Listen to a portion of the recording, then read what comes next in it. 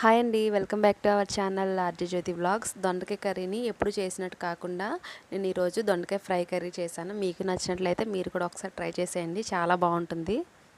ముందుగా దొండకాయల్ని వాటర్లో వేసేసి శుభ్రంగా క్లీన్ చేసుకోవాలి. క్లీన్ చేసుకున్న తర్వాత మనం గుత్తి వంకాయ కర్రీకి వంకాయని ఏ విధంగా 4 వైపులు కట్ చేస్తామో అలానే దొండకాయలను కూడా ఈ విధంగా కట్ చేసి పెట్టుకోవాలి. తర్వాత దీనిలో మసాలా కోసం అని చెప్పి మిక్సీ జార్లో అల్లం, వెల్లుల్లి, పల్లీలు కూడా వేసుకొని కొంచెం వాటర్ వేసుకొని ఈ విధంగా మిక్సీ పట్టేసి పక్కన పెట్టుకున్నాను. తర్వాత స్టవ్ ఆన్ చేసుకొని కళాయి పెట్టేసుకొని దానిలో కొంచెం ఆయిల్ వేసుకోవాలి. ఆయిల్ బాగా మరిగిన తర్వాత దొండకాయల్ని దీనిలో వేసేసుకోవాలి. వేసుకున్న తర్వాత కొంచెం బ్రౌనిష్ కలర్ వచ్చే వరకు మనం ఈ విధంగా ఫ్రై చేసుకోవాలండి. ఫ్రై అయిన తర్వాత సపరేట్గా ఒక ప్లేట్లోకి ఈ విధంగా మనం తీసేసుకోవాలి.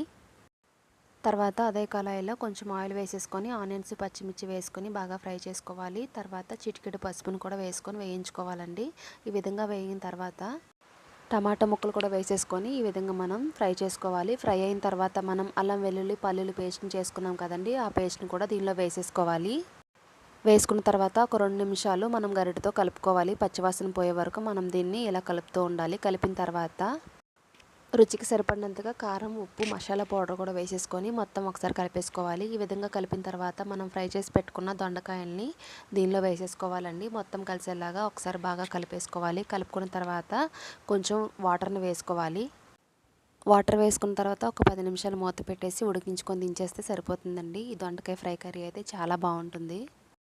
చాలా సింపుల్గా, ఈజీగా ఈ దొండకాయ ఫ్రై కర్రీని మనం ట్రై చేయొచ్చండి. చాలా టేస్టీగా ఉంటుంది. ఒకసారి ట్రై చేసేయండి. వీడియో కనుక మీకు నచ్చితే తప్పకుండా లైక్ చేయండి, షేర్ చేయండి, సబ్స్క్రైబ్ చేయండి. Thank you for watching.